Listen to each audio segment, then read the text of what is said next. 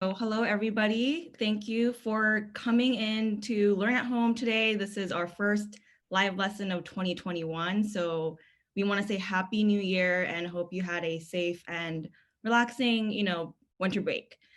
And today we are going to be speaking about mental health, which is going to be a really important topic, not only for TreePeople's initiatives, but also, we want to provide you with information that hopefully you can take with you and learn from and benefit from. So Learn at Home is a virtual program that we started last year at the onset of the pandemic. Almost a year later, we're still here, and we could not have, grown and continued without all of the support that we received over the past year. So thank you so much. And if you're new here, welcome and follow along as we offer you various topics and information regarding TreePeople's work and the environmental, landscape in LA and the world. So if you could go to the next slide, Carissa. And we have been really lucky to receive seed funding from the Jean Obicon Senator Legacy Fund. So we're really grateful for our donors and supporters and sponsors. We also have, if you go to the next slide, Carissa, sponsorship from Subaru of Sherman Oaks. So thank you so much for making this program possible. And just wanted to introduce our mental health team. I know that personally for me, 2020 would have been so much more challenging if it weren't for the access to walks in nature and hiking trails that I was able to seek.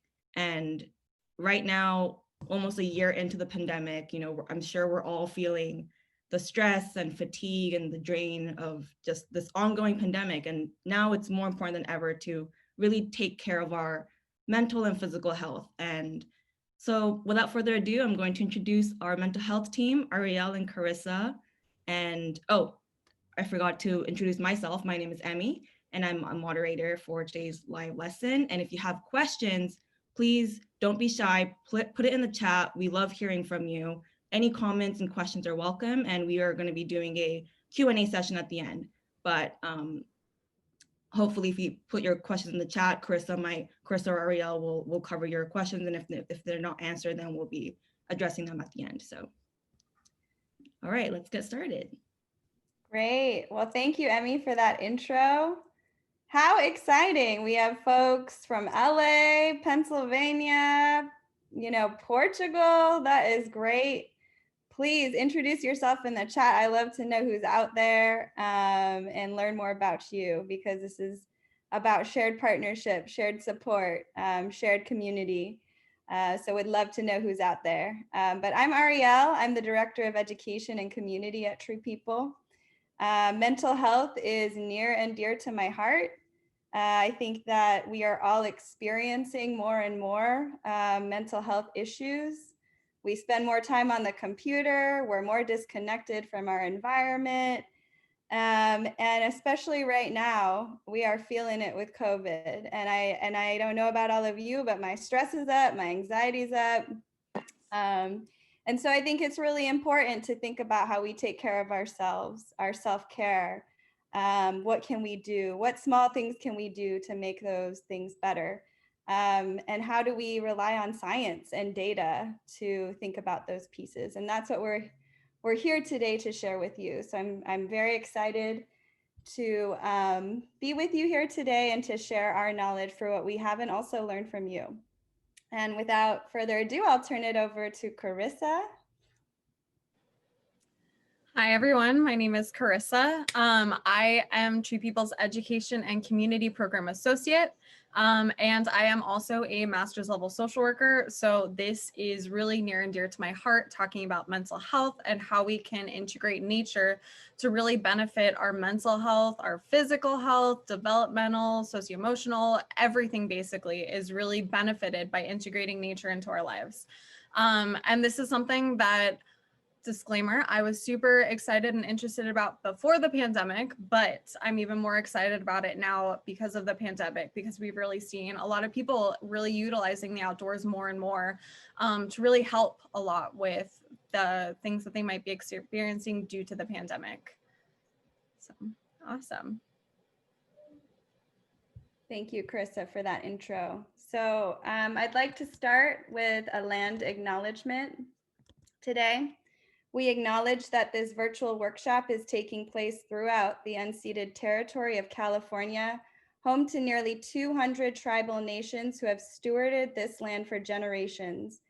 As we begin this event, we acknowledge and honor the original inhabitants of our various regions.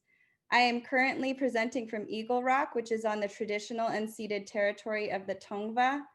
Please share in the chat if you feel compelled to do so, the traditional unceded territory you are on.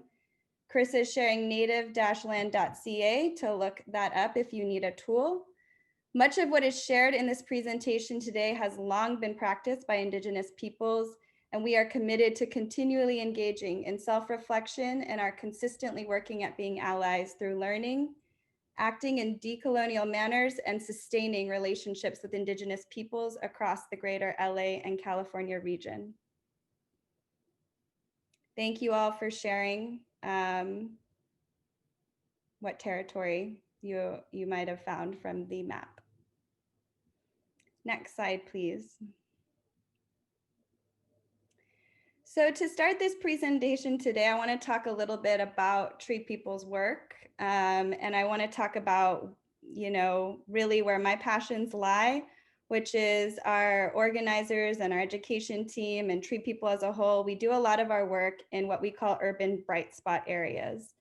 And our urban bright spots, we've chosen those areas very specifically because there's a low tree canopy coverage in these areas. And this isn't something that happened out of thin air. These are how our cities were designed. And it's something that we face as a huge inequity here in different parts of Los Angeles. So this map, what it represents is existing tree canopy in LA. LA County is huge. For those who are joining us from other parts of the world and across the US, there are 10 million people in LA, and it is a very big territory. And that northern part you see has a lot of existing tree canopy, and there are certain areas that have a lot of existing tree canopy. But the kind of lighter color, the lightest of greens shows where we have less than 10% tree canopy, which just shows just how our urban landscape has changed over time and where we're at this current moment. Next slide, please. So this is another map just to show the disproportionate inequities that we see here in LA with tree canopy. So how I represent this graphic is we have census tracts, right?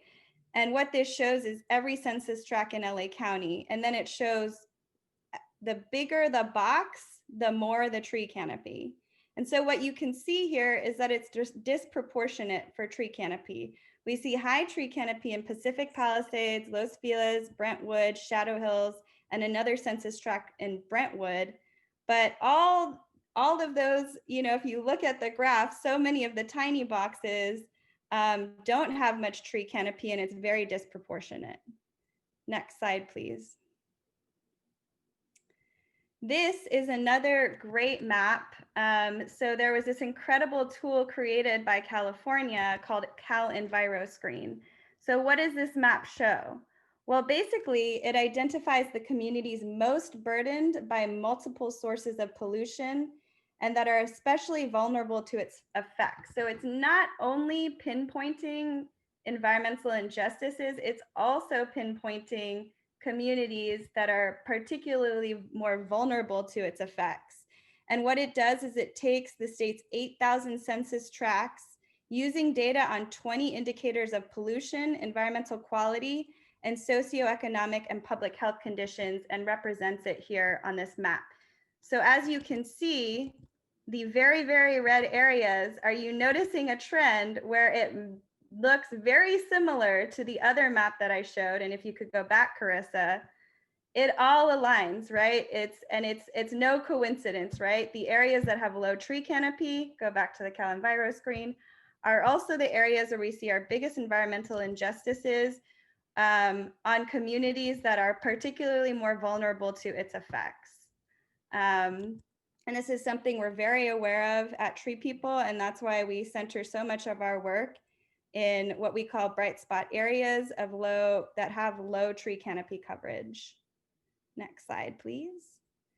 So maps, maps are great, data is great, but I like to visually see what that looks like. What does 25% tree canopy coverage look like versus 12%? And you can see it visually here on this map, just the differences of what that can mean for a community. Next slide, please. So I'm going to turn it over to Carissa, and I just really wanted to set that context because I think it's important when we're talking about nature and access.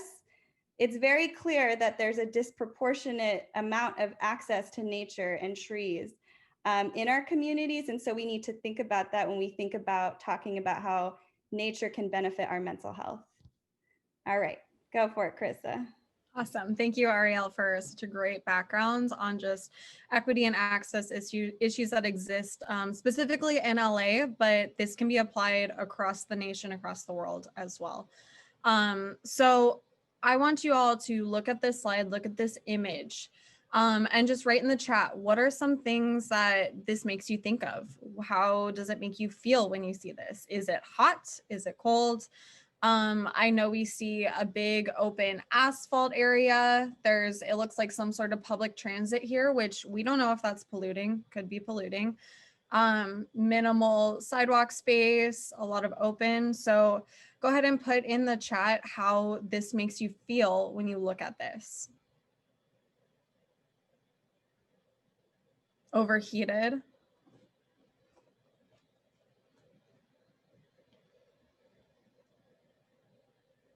Power lines, trees only on one side, urban, home in LA, but not in a positive way. Wouldn't want to walk barefoot. I wouldn't either, Emmy. Could be designed better, stressed. Yeah.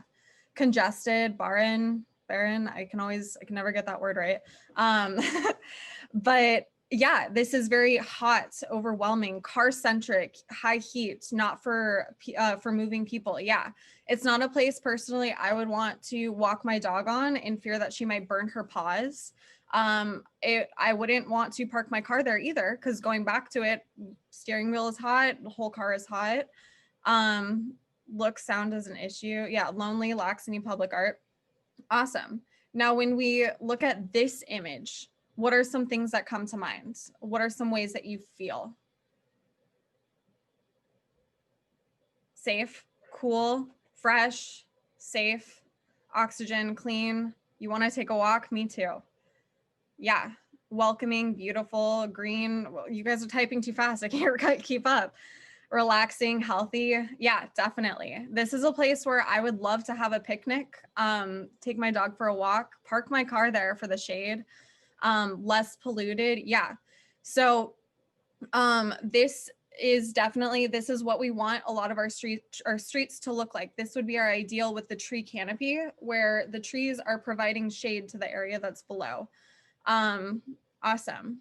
So before we really get into the nitty gritty on how nature can impact you, your mental health, physical health, your holistic body, we're going to start with kind of a grounding exercise. So I want everyone to start by taking a deep breath, let it go. And then I'm going to play this video. And this is a video of our park space up at Coldwater Canyon Park, where our headquarters is for TreePeople.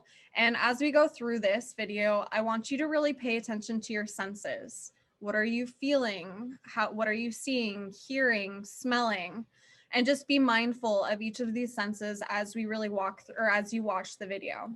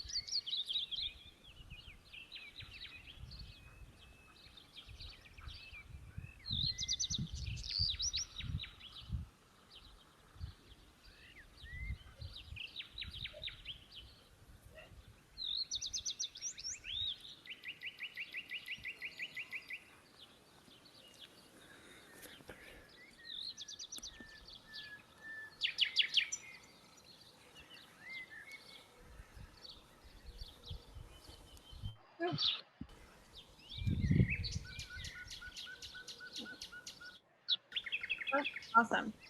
So what are some things you noticed as you were watching that video, as you're feeling and going through kind of your senses with how you're feeling, seeing, hearing? My birds are still chirping. What were some things that, yeah, feeling calm, relaxed, bird song, and my birds are still going. I can't get them to stop. Okay. Present, alive, bird calls are really relaxing. Awesome. Yeah.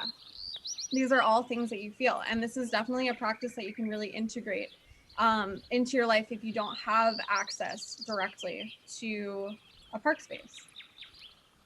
Great. Okay. So as we start talking about the impacts that nature has on our health, I really want to bring up Richard Louv, who wrote this book called Last Child in the Woods. My background makes it harder to see it, but this book is actually one of the ones that really got me interested in this field and integrating nature and into our whole being health. And this is my favorite quote for it. So he talks about saving our children from nature deficit disorder, which he really defines as describing the human cost of alienation from nature, among them diminished uses of senses, attention difficulties, higher rates of physical and emotional illness, and it can be detected in individuals, families, and communities. It can even change human behavior in cities, which could ultimately affect their design, since longstanding studies have shown a relationship between the absence or inaccessibility of parks and open spaces with high crime rates, depression, and other urban modalities. So just really shows kind of a non-formal diagnosis that really comes from lack of access to nature for some people. And so I wanted to preface everything with this image. This is my favorite image that really helps to describe and explain how nature can impact us from head to toe. And a few of these I'm going to go through, but not all of them. And I don't know if you've ever volunteered with us, you've probably interacted with Luis. And so I just want to give him total credits for being my model for this image. But it really shows how nature can impact you head to toe. Every single part of your body is impacted when you go outside. So starting with the brain, and as I go through these, I just want to preface by saying each of these facts is backed by research. So this is all evidence-based that I'm discussing. So starting with the brain, being in natural areas like TreePeople's tree plantings, a park space, on a trail in the backcountry or in an urban park, have been found to really renew the brain's thoughts, which improves our ability to focus. And it's all based on a theory called attention restoration theory, which I'm going to bring up a few times and then define at the end. And so just think, having more trees, vegetation, and green spaces in your community can help to make you more productive. So look at the communities that Ariel was mentioning earlier. They have lack of tree canopy, lack of greenery, and it makes it much harder to focus and have creative thoughts. A lot of these places too are also impacted by high urban heat. So they have high pollution, high heat, and lack of greenery. And we all know that heat and pollution really can cause a lot of stress in our lives. So how do we expect students that have to play at recess on asphalt with no shade, that then have to walk home across asphalt without a tree canopy or shade covering them as they go through, to be able to focus in order to get homework done? So we know that having more nature, having more trees, more vegetation can really impact our brain and our ability to focus. So moving on to the heart. So internally, we know as well that trees and nature can really impact our health in that way. So this might not be news to you, but research has found time and time again that having contact with nature can really positively impact our blood pressure and cholesterol. It can lower our heart rate and it can reduce cortisol levels. And that is our fight or flight response. So the bright spot communities that Ariel was talking about, those areas that are the most impacted by heat and pollution, are already at a higher risk. And the environment really makes their risk of dying of some of these preventable diseases even worse. So it really exacerbates that. So touch, even something as simple as touch, is really impacted by having access to the outdoors and more vegetation. Research has found that children who have exposure to and play outdoors are often found to be more tolerant of touch experiences. And we're not saying completely get rid of video games, throw those out the door, but just having a good balance of having both the modern technology, but also having the older fashioned outdoor playing. And so these are things like specific textures or temperatures that might be impacted if a kid is not exposed to the outdoors while growing up. And illness. So this is an older study. It was done in 1984 by Roger Ulrich. And this is honestly one of my favorite studies. I have two studies I'm going to go into in detail on, and they're both my favorite studies. And this is where a researcher took patients that were in a hospital recovering from surgery and put some of them into rooms that had views of nature from their window. So that could have been trees, a park space, greenery, vegetation, some sort of greenery from their hospital bedroom. And the other ones did not have any view. They either didn't have a view or the view was of a wall, no park space, no greenery, no plants. And what they found was the patients that had the views of natural spaces healed faster with less complications and ended up taking fewer pain prescription doses than those that either had no views of nature or views of walls, basically. And so what this suggests is that nature is literally healing for our bodies. It's healing for us, and it really takes us back to our inherent hunter-gatherers, where we were all in nature, exposed and living with one. And social connection. I'll go into more detail on this a little bit later as we go into mental health. But many studies have also found that nature has the ability to increase socialization among individuals, families, and communities. So by having more greenery, more park space, it can impact people's socialization with one another. So moving on to mental health. I wanted to start by giving a few facts on just the impact that mental health has in the United States specifically.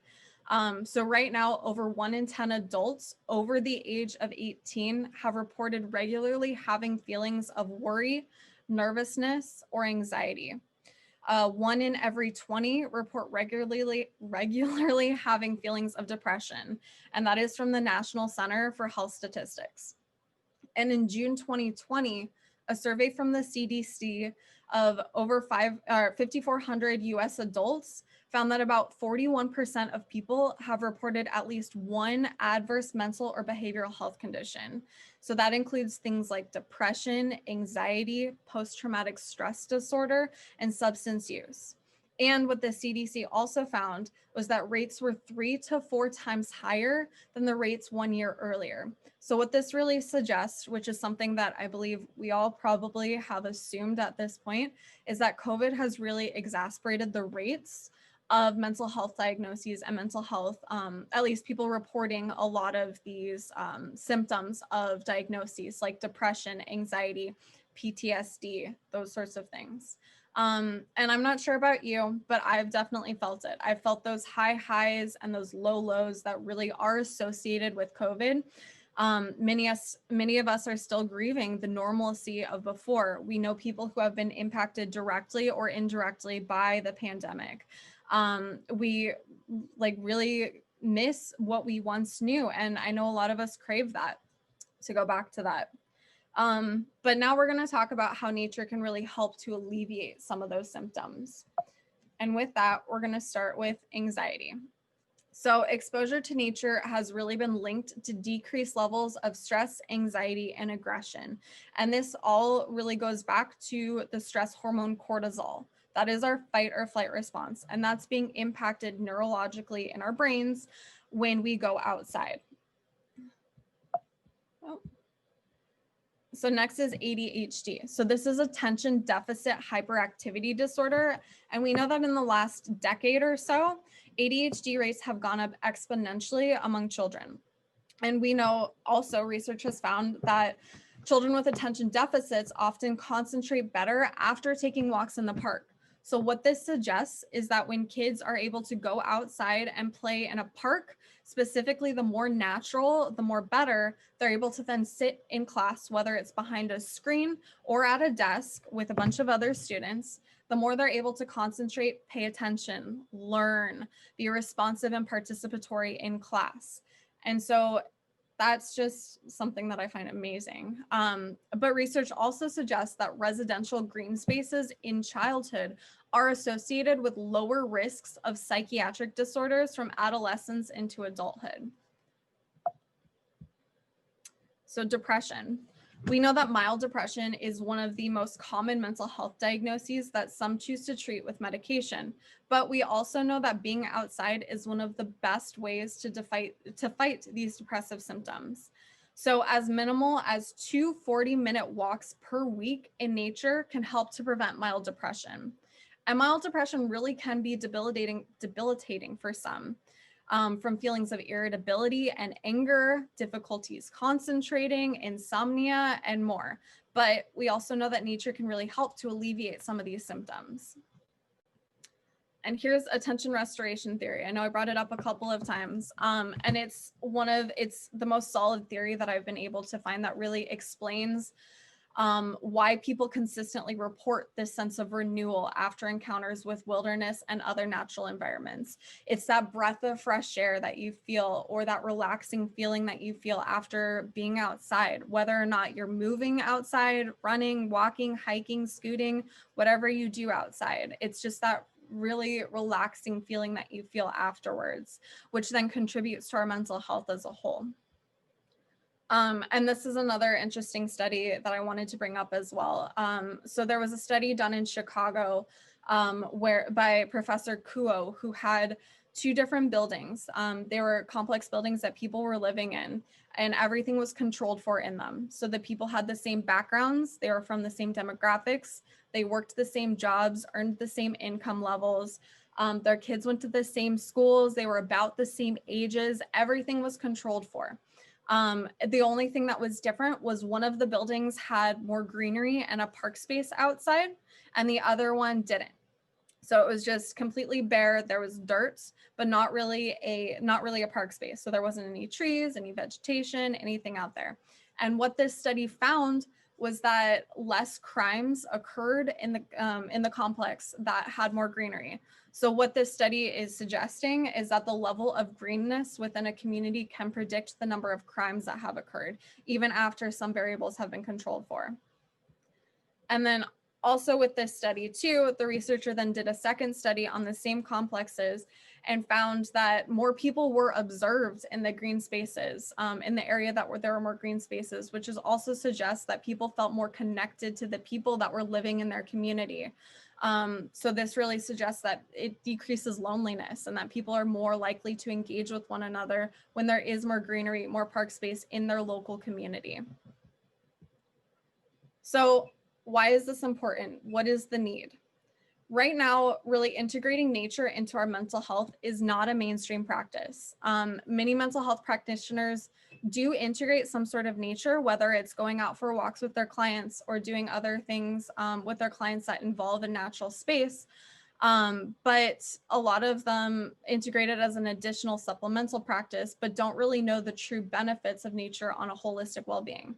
And like I said before, I'm a master's level social worker. And when I was getting my MSW, many people really didn't understand or recognize the need or importance. They saw me oftentimes as this hippie chick that just liked to be outside and wanted to really advocate that for everybody.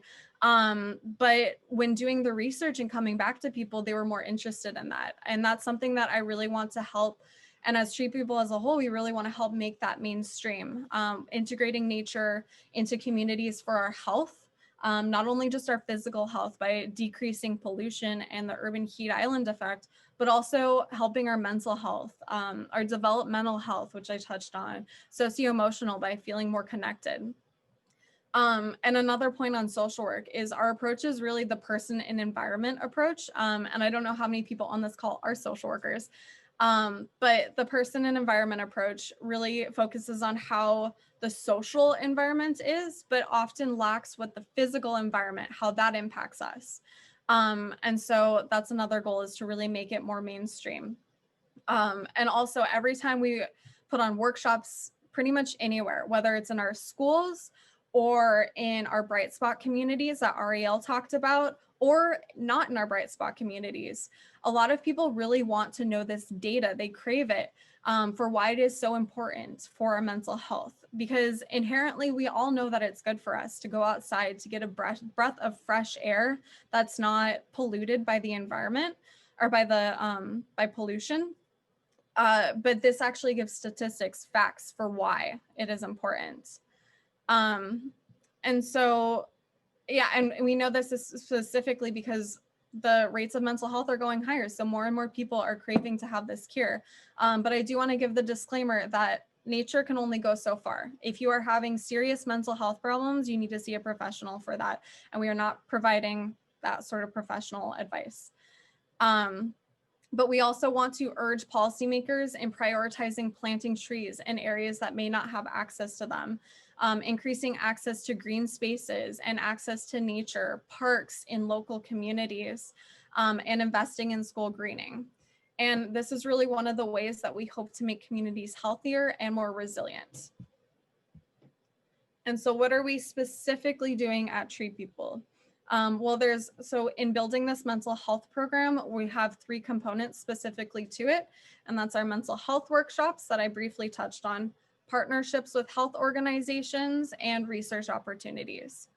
So mental health workshops are us conducting community workshops primarily in our bright spots that are the most heavily burdened, not only by the environmental impacts, but also by COVID. As we know, a lot of these communities are lower income.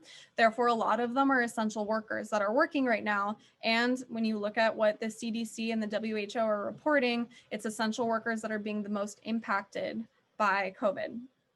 And not only do these workshops really focus on the impacts of COVID on the mental health of the communities, families, and individuals that live there, but they're also going to be very similar to this current presentation in providing information on what nature does and how it can alleviate some of the symptoms and how they can help get involved as well. In partnerships with health organizations, we're really aiming to continue partnering with mental and public health organizations to really merge a lot of our nature-based activities with clinician-led evidence-based practices to benefit clients and their communities. So our approach is to target a lot of these areas to be advocates and change makers for their clients and their greater communities. Yeah. So in research, we really have a lot of promising relationships with researchers across Los Angeles County that are interested in expanding this work with us and continuing to provide research-based and evidence-based practices on the impacts of nature and what it has on our mental health. And so if you're a health provider, whether it's public health, mental health, you have your own practice or clinic, we would love to get in contact with you and see how we can kind of grow this partnership. And like I said before, the truth is that in mental health, it's really not mainstream. And we really want to work on changing that narrative, on integrating nature into the mental health conversations and practices that we have. So if you're not a mental health clinician, if you are unable to get involved on that platform with us, you don't live in one of our bright spots, we have 2 suggestions on what you can do. The third is for clinicians for how they can integrate it into practice. But 2 things you can do, take home and do right after this meeting if you want to, are forest bathing and looking at photos and videos of nature. So forest bathing, which I know somebody mentioned earlier in the chat, was developed back in Japan back in the 80s, and it's also known as Shin-yoku. And I believe I'm pronouncing that correctly. What was it, Amy? Shinrin-yoku. Yes. Emi is Japanese, and so I trust her with this. This is the practice of being mindful of our senses in the outdoors and immersing ourselves in the natural environment while being mindful of our senses. So smelling, feeling, hearing, seeing, and if you want to add, tasting. It's really this practice of being mindful, of moving yourself mindfully through a natural environment like a forest. But contrary to the name, I would recommend that you can practice it not just in wilderness areas or trails, but anywhere that you really have access to a green space, like your backyard, balcony, park, or even utilizing videos of nature, which we have videos of our park space, like the one I showed you on our YouTube page, that are labeled, I believe it's forest bathing at Coldwater Canyon Park. So you can also look at photos and videos of nature, because a lot of researchers, which you can also find in The Nature Fix by Florence Williams, she talks a lot about it as she writes about it, that just looking at photos and videos of nature can have the same benefits as actually immersing oneself in nature. And using our YouTube page and our Flickr page, you can look at and find a lot of those images. And yes, you can also find guides across the country for the Association for Nature and Forest Therapy. You are correct, Carol. And then also nature-based therapies. So if you are a clinician and you would like to integrate this more so into your practice, you can look online and see there's a lot of certifications for ecotherapy, adventure therapy, and horticulture therapy. I do have a certificate in eco-psychology, which does discuss some of these very simply in my certificate process. But ecotherapy, adventure therapy, horticulture therapy can all be integrated into practice. Adventure therapy is a little bit more difficult, but I'll go through what each of those are. So ecotherapy can be as simple as taking traditional talk therapy sessions outside into a garden, public space, or other natural unstructured area. And it's really working with the environment and seeing kind of what senses come out as you're walking with your clients. And what this also does too, a lot of research has found too, that clients are more likely to open up and talk to a therapist when they're not in a closed off therapy office that might not have windows or might not have pictures of greenery. So if you have the capacity to, you can always go outside for walking. Patient confidentiality obviously should always be taken into account. Adventure therapy is very simplest terms, is more of the backcountry backpacking with the clients. And you should be certified in adventure therapy and have experience backpacking and being outdoors if you are going to integrate this with your clients. You can also look at the nature-based therapy book. I have so many books on this stuff if you want to learn or ever borrow a book from me. And it really, so that's a little bit less realistic, but you can integrate that. And horticulture therapy is really the engagement of a person with gardening or plant-based activities facilitated by a therapist. So there is I believe it's the Horticulture Therapy Association that you can get a certification through that will really educate and integrate you on how to properly do it. But you can always just plant with your clients. It's also the Horticulture Therapy Association also reports that clients who have intellectual and developmental disabilities or who have gone through a traumatic brain injury oftentimes are able to have to really focus on skills that they may have lost in that injury. Also people that have diagnosed with dementia, they can really help to benefit those people that are in that. I'm going to turn it back over to Ariel.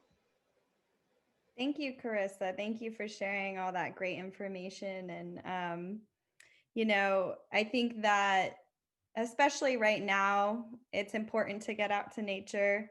But what I'm very well aware of is what we went over at the beginning of this conversation, which is, cool, how am I going to forest bathe if I don't have a forest outside?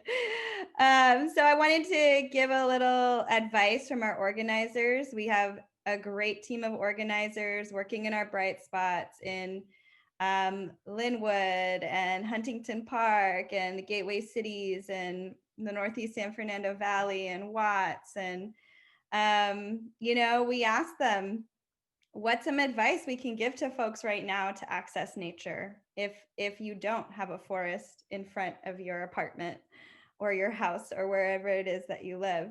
One big thing is exploring public lands.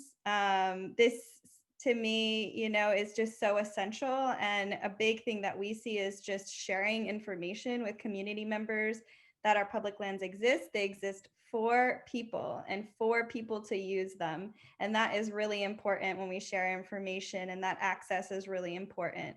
So there are some great guides by some of our partners, Nature for All and other organizations across LA, that show what public transportation you can take to our public lands. If you don't have a car, you can't walk to a park.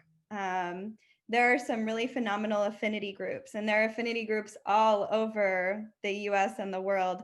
But some that I know of are Latino Outdoors, Outdoor Afro, Disabled Hikers, Veterans Walk and Talk.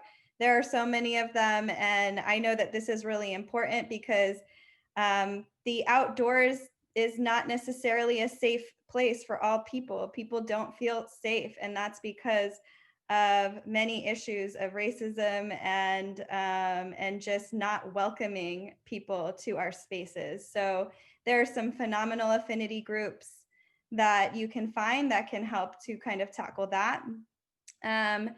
We also really support here at Tree People discovering nature in your neighborhood through activities. So kind of a little bit about what Carissa was talking about with forest bathing. It's not just going outside, it's also, how do I take my kids outside and introduce them to a tree? Well, Tree People has many, many phenomenal activities. Go to our Learn at Home page. We've got a tree buddy profile. We've got a leaf profile activity. So you can interact with nature on your own. I've actually done the tree buddy profile. I think it was made for kindergartners, but I loved doing it. So you can do it too. And just do an activity so that you just start to understand a little bit more what's around you, and you take it all in. There's also the great iNaturalist app, which kind of makes it fun. You identify wild plants and animals, and it actually contributes to science. This was another great tip from one of our organizers, which is in a lot of our bright spot communities, yes, it is true. There is a lack of tree canopy, but very often there are a couple streets that do have a lot of trees. I know that like on my block, not a lot of trees. If I move 5 blocks over, lots of trees.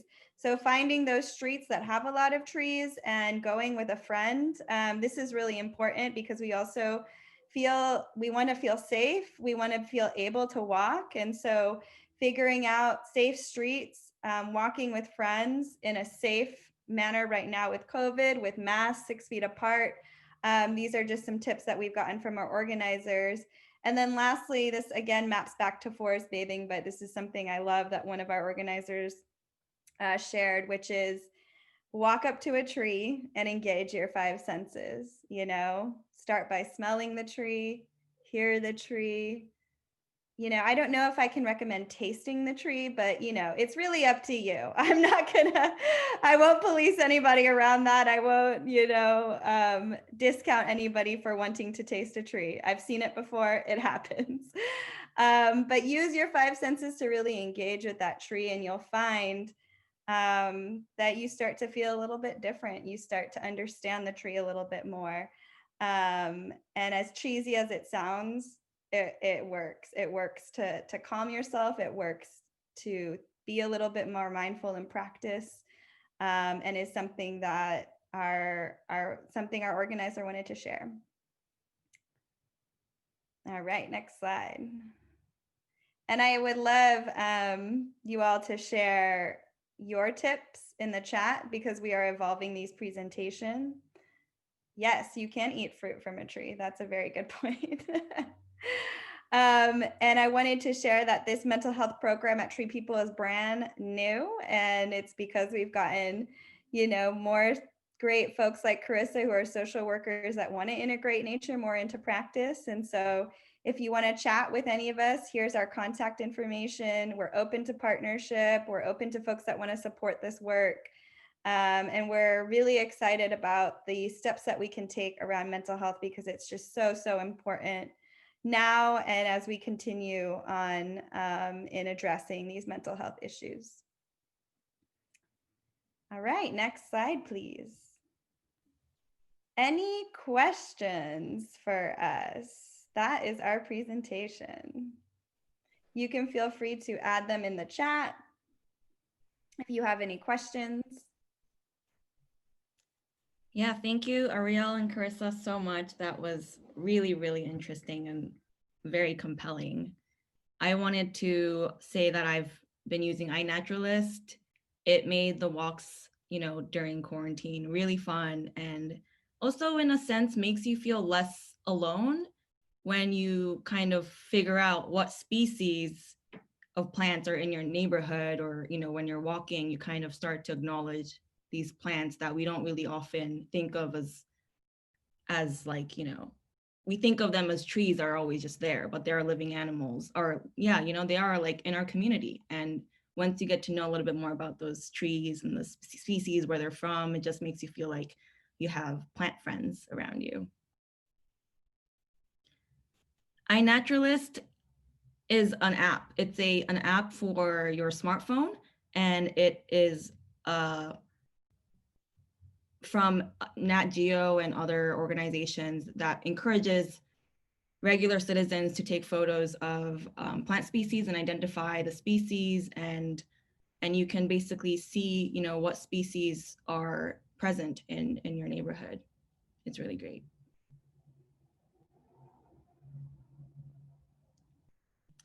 And yes, this presentation is being recorded. It's going to be up on our YouTube page, and also it's on our Facebook as well, but it'll be sent out to all the registrants after this presentation is over. So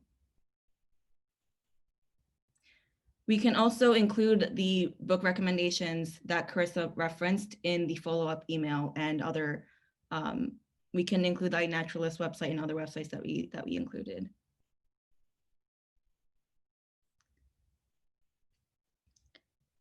If there's no questions right now, I just wanted to share a little thought. So Carissa, when you were talking about how the, you know, hospital rooms, the ones that had nature photos, people recovered faster, I thought that was really interesting. And it reminded me of the time that I volunteered at a primate rehabilitation center, and some of the enclosures were wooden and others were caged or metallic, and it was due to, you know, funding that we couldn't provide wooden enclosures for all the animals. But the ones that were kept in the wooden enclosures never got sick, and the ones that were in the metallic enclosures often got sick.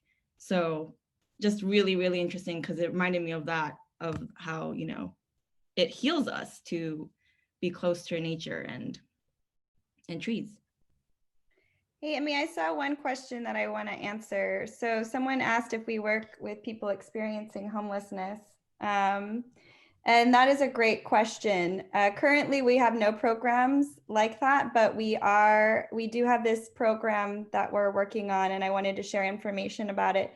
It's called Water Talks, and what it is gathering community feedback to guide water infrastructure projects and water quality issues and anything to do with water in Los Angeles. And we're encouraging all community members to take a survey, and the survey will basically guide dollars that will be spent on water, Prop 1 dollars, and then also tied to like the larger dollars that have come. I've just put the link in the chat for the survey.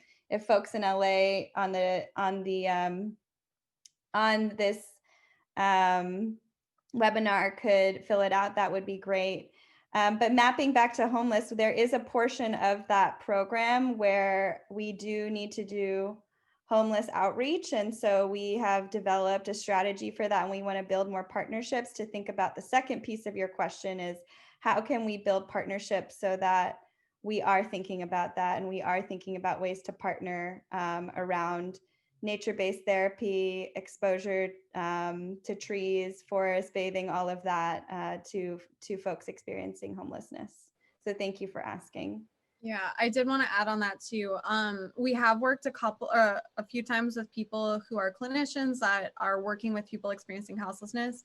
And with that too, we also want to be trauma informed as well, because we don't necessarily know the experiences of those people that are experiencing houselessness.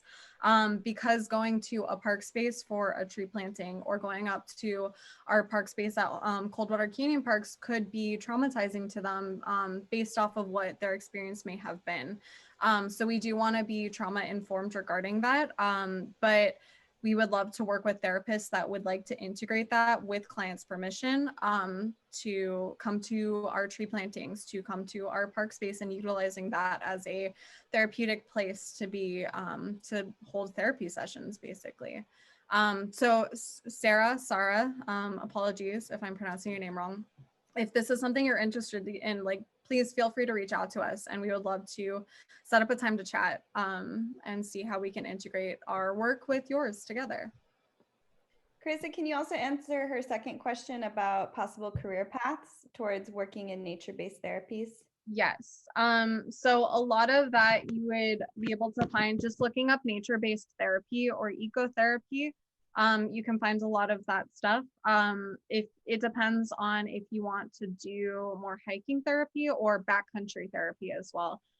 There's a lot of really great certificate programs that exist out there with just basic Google searches. And if you want to, feel free to shoot me an email and I would love to follow up with you. I have a whole list of all of these resources that you can look into. I do have a certificate, like I said, in eco psychology, and that was through Pacifica Graduate Institute, and they really talk about a lot of these different career paths that you can take. So it all depends on specifically what you would want to do. Great. Hopefully we answered your question. Yes, I will share my email in, actually, I will go back a slide and I will type it in the chat. We'll also include your email in the follow-up email.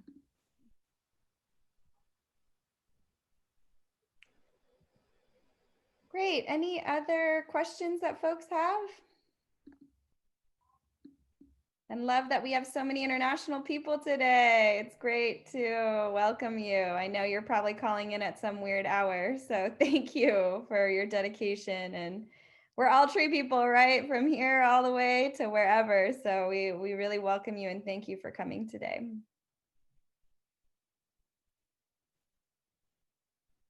Oh, can we be a part of the research team and volunteer? Absolutely.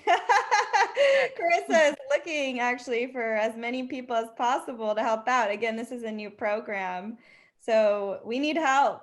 Go ahead, Carissa. I know you're going to say something.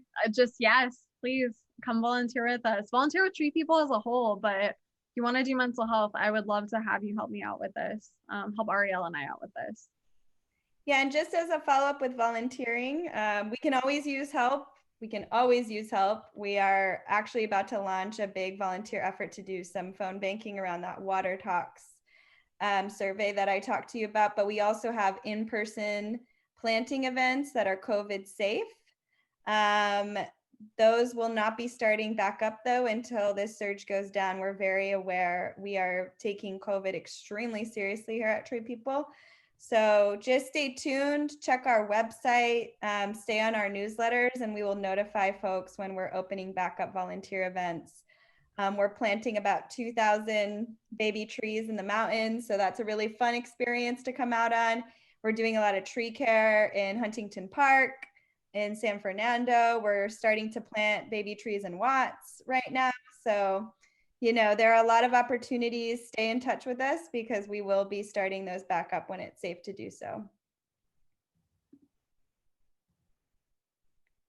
And then I'm seeing a couple of other things. Carol, that would be great. I think if you email Carissa, we can definitely talk about that, different partnerships.